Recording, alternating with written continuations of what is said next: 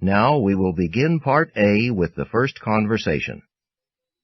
Number 1. Do you think we should make reservations for dinner tonight? I doubt we'll need one. Lucille seems to be one of those places that's only crowded on weekends. What does the woman mean?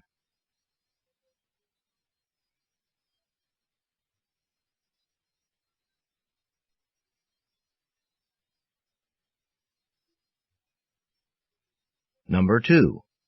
Did you realize that our meeting this afternoon was supposed to be for 2:15, not 2:30? I'm really sorry. I think my watch has been running slow. I'm going to have to do something about it soon. What will the woman probably do?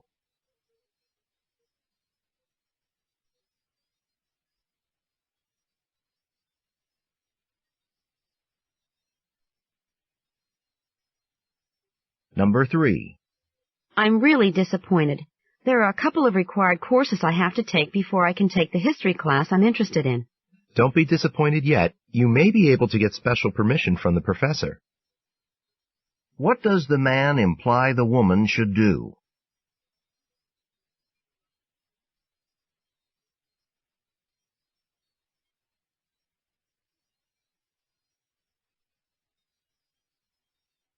Number 4. Do you know who won the baseball game? They had to postpone it because of the rain. It's been rescheduled for next week. What does the man mean?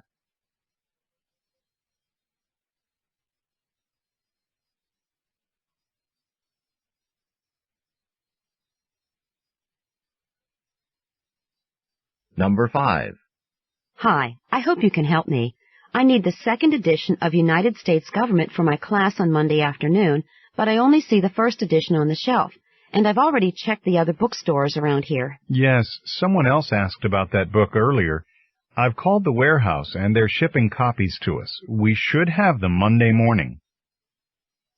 What does the man imply?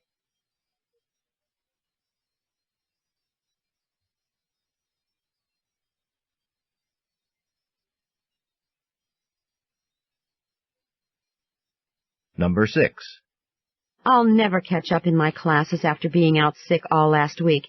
It took me over 3 hours just to do last night's assignment. Maybe I need a tutor. Sounds like you could use one. What does the man mean?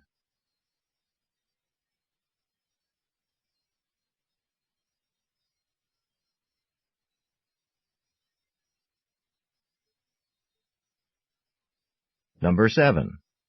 I'm still not sure which brand of ice cream I should buy. Well, not that one. It's cheaper, but these other brands taste much better. What does the woman imply the man should do?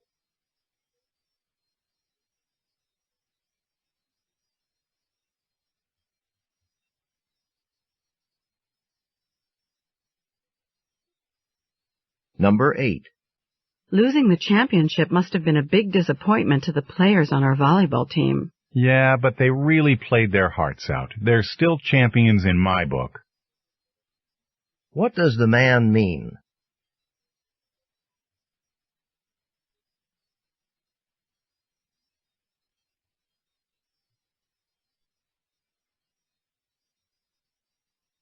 Number 9.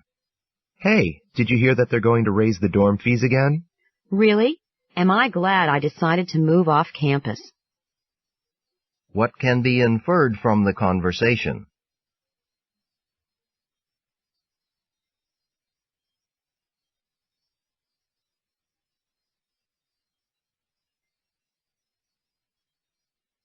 Number 10.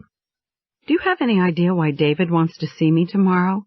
Is he having problems with his accounting project? Yeah, he's been struggling with it from day one, and I told him you're an expert on that stuff. What does the man imply?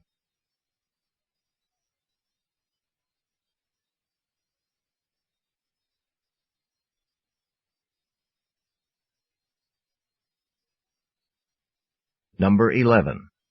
I have to borrow enough money to buy a plane ticket. My archaeology class is taking a field trip to Alaska, and I may never get another chance like this. Look, when push comes to shove, the people you can rely on most are your family. What does the woman suggest the man do?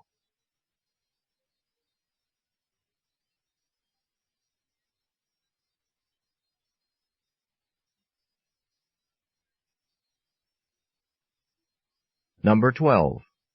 I've been in the library studying all day. What do you say to a walk around Green Lake?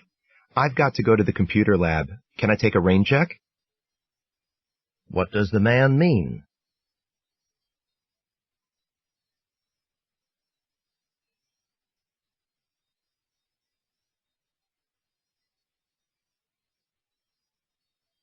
Number 13. Hey, it was great to see you at the French Club meeting yesterday. You know, we could really use your help getting ready for the activities fair. I don't know. I don't really have that much extra time. What does the woman imply?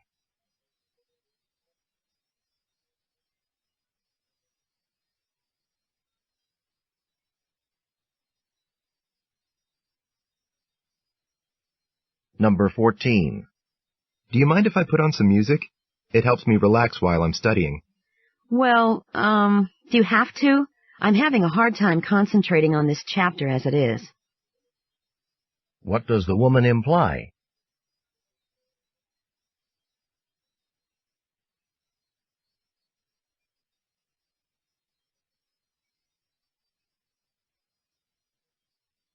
Number 15. I'm pretty confident the company where I worked the past 2 summers will hire me full-time after graduation. Well, just in case that doesn't work out, Career Services is having a workshop on campus next Thursday on applying for a job. They had one here last year, and I know a lot of people found it helpful. What does the woman imply the man should do?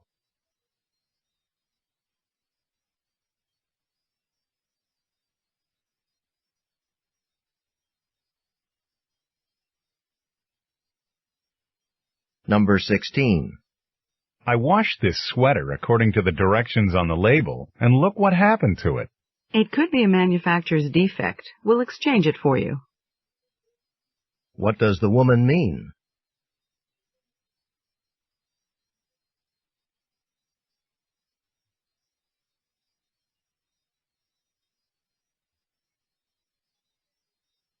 Number 17. I was wondering if you wanted to join my parents and me for dinner Friday night. I wouldn't miss it for the world. What does the man imply?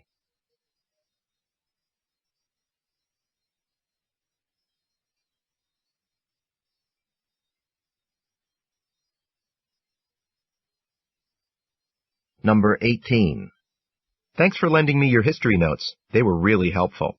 Can I ask you a few questions about something, though? Sure, but could we make it for tomorrow? I have a report to finish before my 2 o'clock class, and I'm running behind. What is the woman going to do next?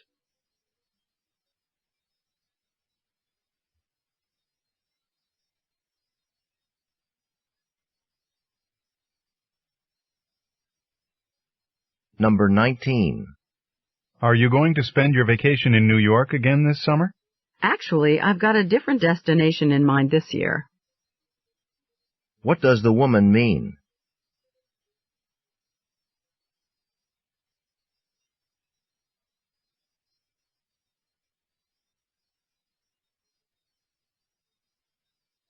Number 20. I can't believe how much that student who was just in here looks like you. She could be your daughter. I know, people are always assuming that we're related. What does the woman imply?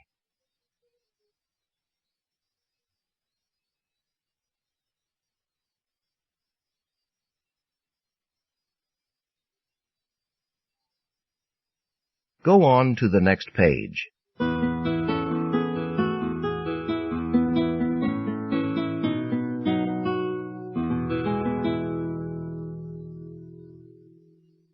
Number 21. I just realized my telephone isn't working, and I'm expecting an important phone call in a few minutes. Well, you can use my phone to make a call to the phone company, but it looks like there's not much that can be done about the one you're expecting. What does the man imply?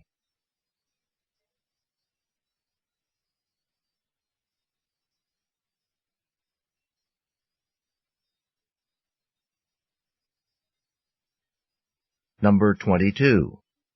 I was in line for 2 hours today waiting to drop a class. Not me. When I saw that line snaking around the building, I said, nope, I'll just try again tomorrow.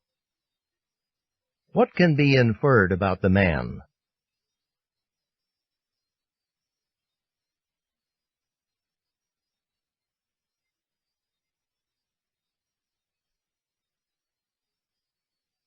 Number 23. Could you take a look at my printer? It doesn't seem to be working. I can after I set up this new one. Just give me a few minutes, okay? What does the woman mean?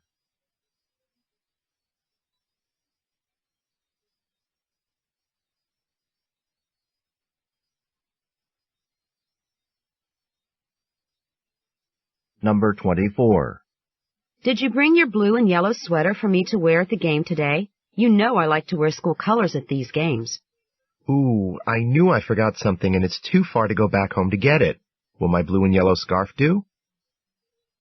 What does the man mean?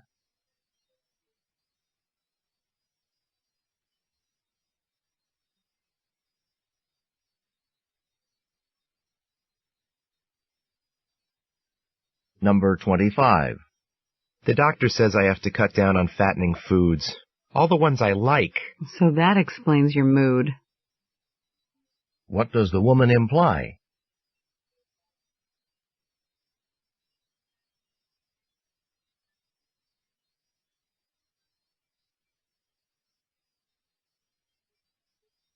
Number 26. I missed the election returns on TV last night. What was the outcome?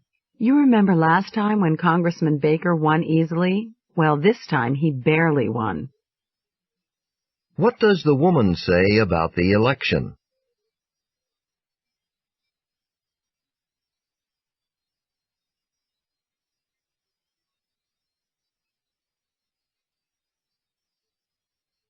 Number 27. Excuse me. I bought the wrong math book a couple of weeks ago. Here's the receipt. Can I get my money back? Oh, I'm sorry, not after 10 days. But you can still exchange it for something else. What does the man imply?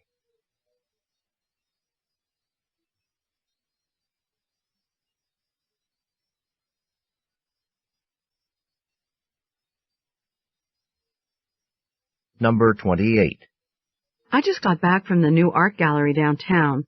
Have you seen their collection yet? It's a lot smaller than I was expecting, but what they do have is impressive. What does the man mean?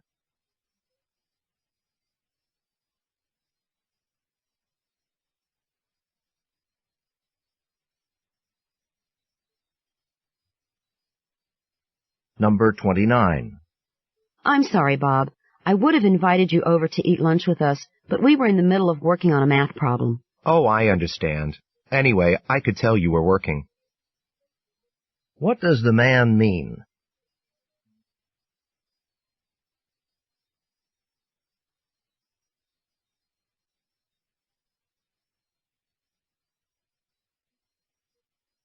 Number 30. I just wrote the speech for the election. You know, I'm running for class president. I was wondering if you wouldn't mind looking it over. Hey, what are friends for?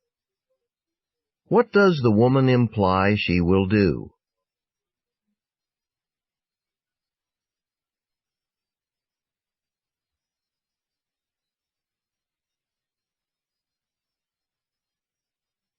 This is the end of Part A. Go on to the next page.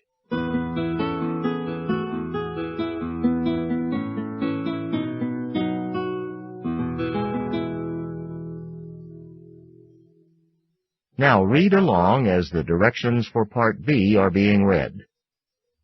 The test continues on Side 2.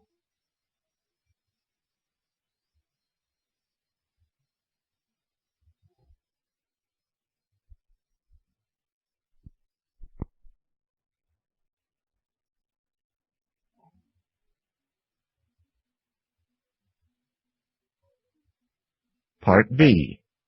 Directions. In this part of the test, you will hear longer conversations. After each conversation, you will hear several questions. The conversations and questions will not be repeated. After you hear a question, Read the 4 possible answers in your test book and choose the best answer. Then, on your answer sheet, find the number of the question and fill in the space that corresponds to the letter of the answer you have chosen. Remember, you are not allowed to take notes or write in your test book. Go on to the next page.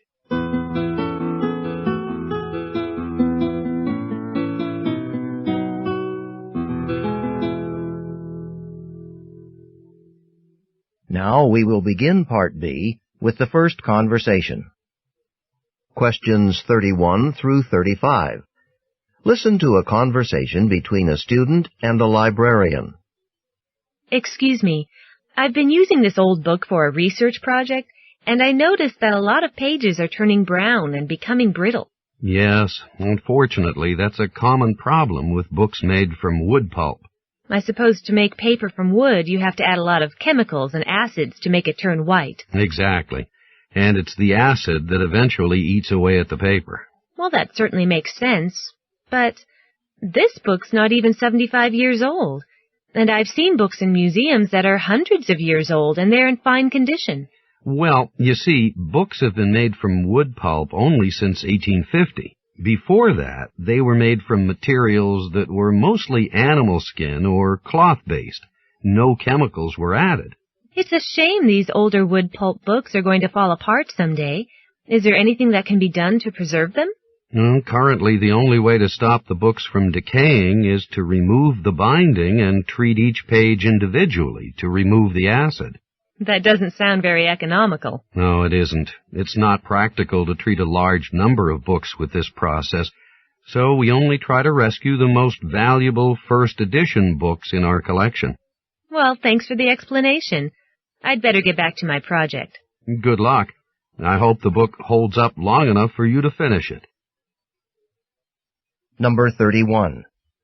What are the speakers mainly discussing?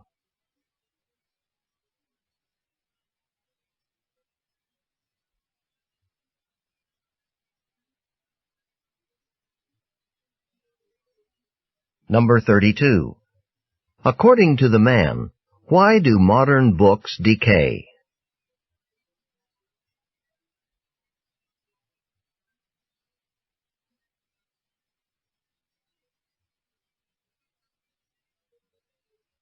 Number 33. What does the man say about books published before 1850?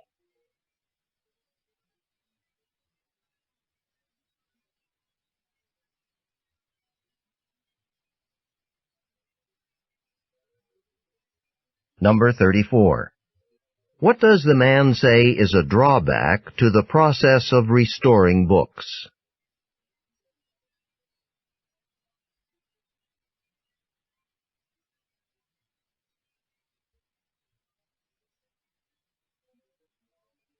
Number 35. What will the woman probably do next?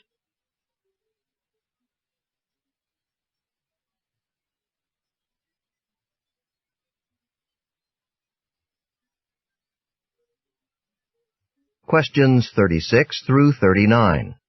Listen to part of a discussion in an art class. Okay, as you all know, tomorrow we'll be going to the museum to see a special exhibit of scrimshaw carvings. So today I'd like to take a few minutes to talk about the article on scrimshaw you read for today's class.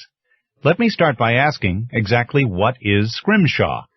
Well, basically, it's a kind of artwork that was done by sailors on whaling ships. When there weren't any whales around, there might not be much for the sailors to do, and they'd often get pretty bored. So, to entertain themselves, they started carving stuff from whale bones and whale teeth. Okay, so basically the term scrimshaw refers to the artwork that sailors created, usually out of whale bones and whale teeth.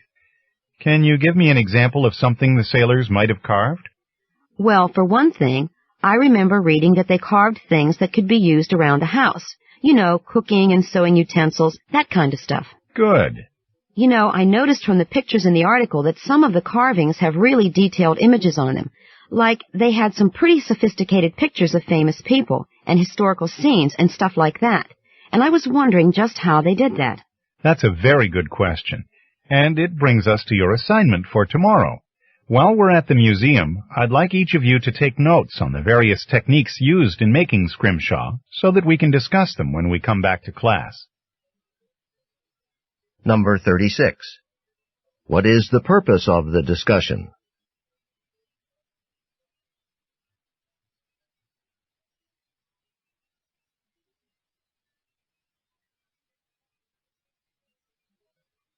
Number 37. From what material was scrimshaw usually made?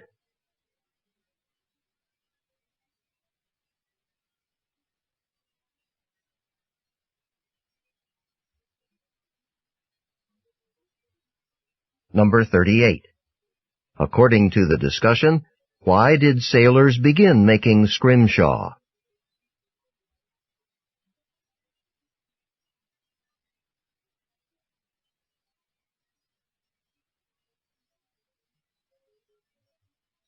Number 39. According to the discussion, what was done with the scrimshaw objects?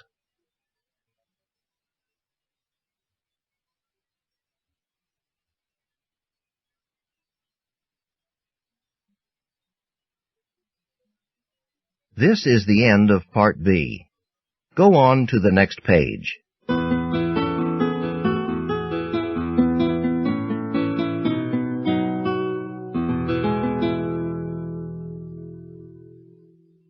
Now read along as the directions for Part C are being read. Part C. Directions. In this part of the test, you will hear several short talks. After each talk, you will hear some questions. The talks and the questions will not be repeated. After you hear a question, read the 4 possible answers in your test book and choose the best answer. Then, on your answer sheet, find the number of the question and fill in the space that corresponds to the letter of the answer you have chosen. Here is an example. On the recording you hear, "Listen to an instructor talk to his class about a television program." I'd like to tell you about an interesting TV program that'll be shown this coming Thursday. It'll be on from 9 to 10 p.m. on Channel 4. It's part of a series called Mysteries of Human Biology. And the subject of the program is the human brain, how it functions and how it can malfunction. Topics that will be covered are dreams, memory, and depression. These topics are illustrated with outstanding computer animation that makes the explanations easy to follow. Make an effort to see this show. Since we've been studying the nervous system in class, I know you'll find it very helpful. Now listen to a sample question. What is the main purpose of the program? In your test book, you read, A. To demonstrate the latest use of computer graphics. B. To discuss the possibility of an economic depression. C. To explain the workings of the brain. D. To dramatize a famous mystery story. The best answer to the question, "What is the main purpose of the program?" is C. To explain the workings of the brain. Therefore, the correct choice is C. Now listen to another sample question. Why does the speaker recommend watching the program? In your test book, you read, A. It is required of all science majors. B. It will never be shown again. C. It can help viewers improve their memory skills. D. It will help with coursework. The best answer to the question, "Why does the speaker recommend watching the program?" is D. It will help with coursework. Therefore, the correct choice is D. Remember, you are not allowed to take notes or write in your test book. Go on to the next page.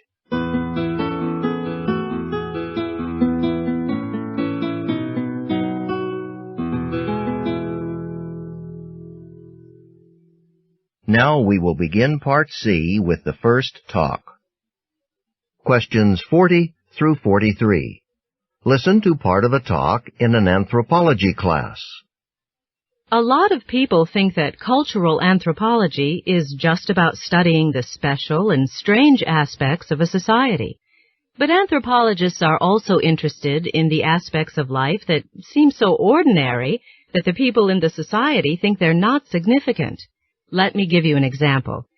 I see lots of T-shirts here in class today, but you probably don't think of them as an important part of your culture. But anthropologists could learn a lot about the culture of the United States just by studying the T-shirt.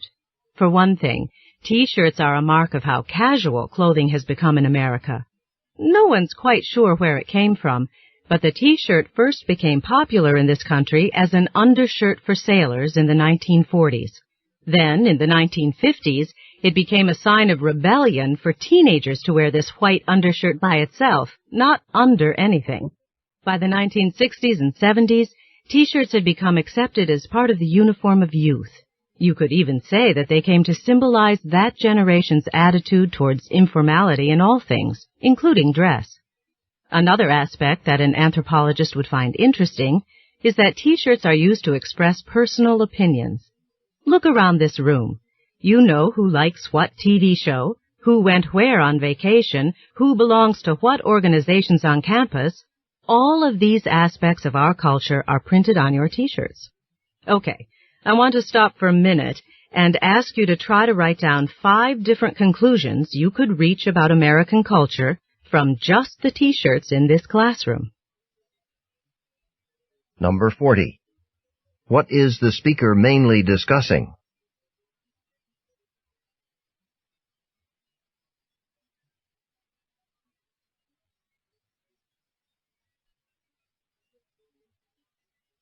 Number 41. Why does the speaker use T-shirts as her example?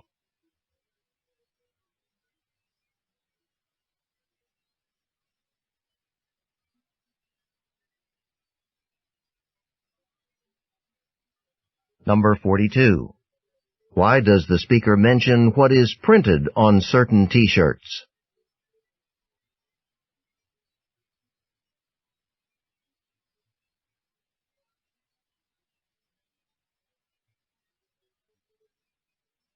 Number 43. What does the speaker ask the students to write down next?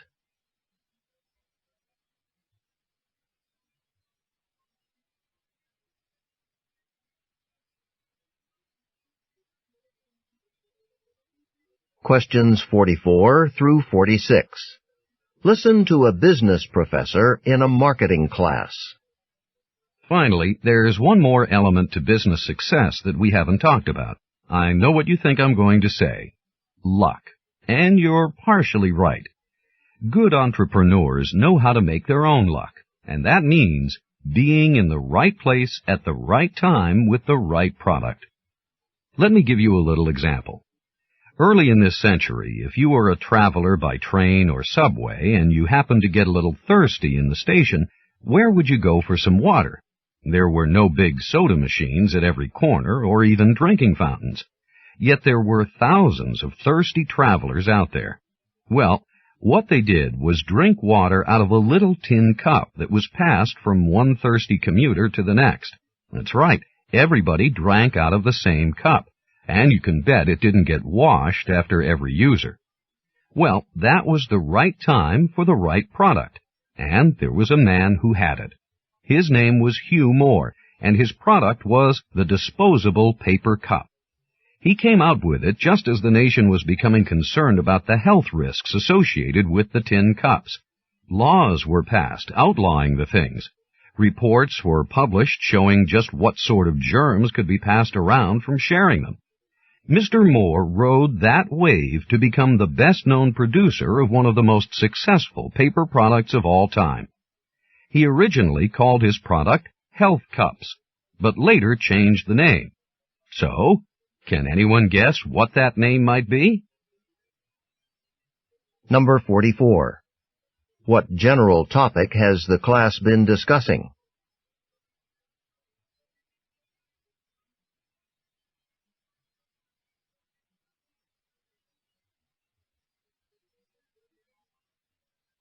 Number 45. In the early 20th century, what did train travelers do when they got thirsty?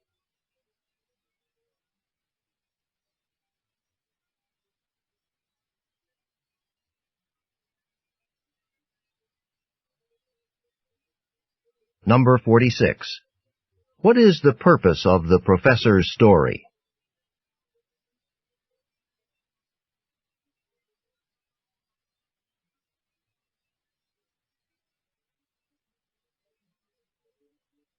Questions 47 through 50. Listen to part of a lecture in a biology class. The professor has been discussing insects. A number of insects rely on leaping or jumping as a way of escaping from enemies. Grasshoppers probably have the most remarkable jumping ability of all these insects. If we think of it in human terms, a grasshopper's high jump is like a human jumping over a 5-story building.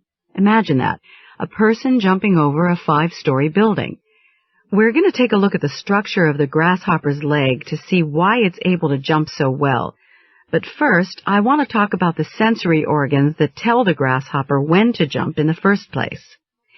A grasshopper has 2 sensory organs located at the end of its abdomen. Whenever these organs sense a change in air pressure, which might be produced by an enemy approaching, an impulse is transmitted to the legs. This first impulse deactivates the nerves that control normal walking and sets the grasshopper's jumping muscles into a sort of pre-jumping position.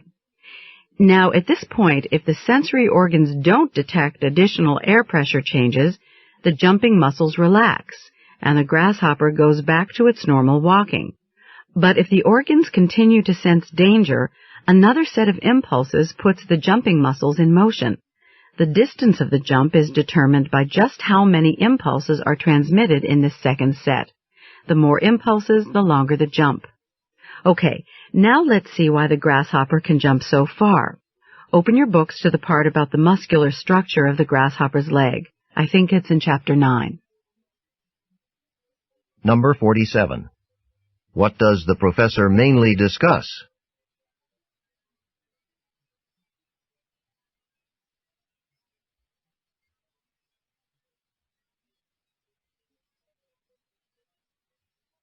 Number 48. Why does the professor mention a 5-story building?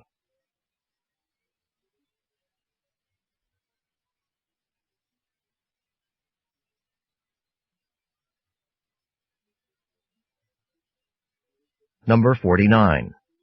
What is the function of the sensory organs that the professor discusses?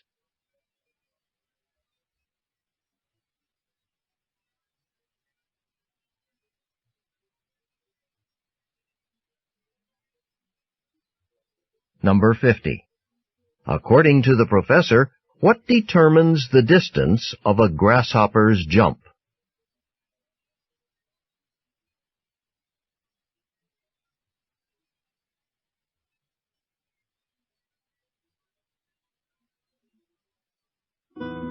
This is the end of Section 1, Listening Comprehension. Stop work on Section 1. This is a reminder. At the end of the test, the supervisor will collect all of the test books. You may not leave until all of the test books have been collected.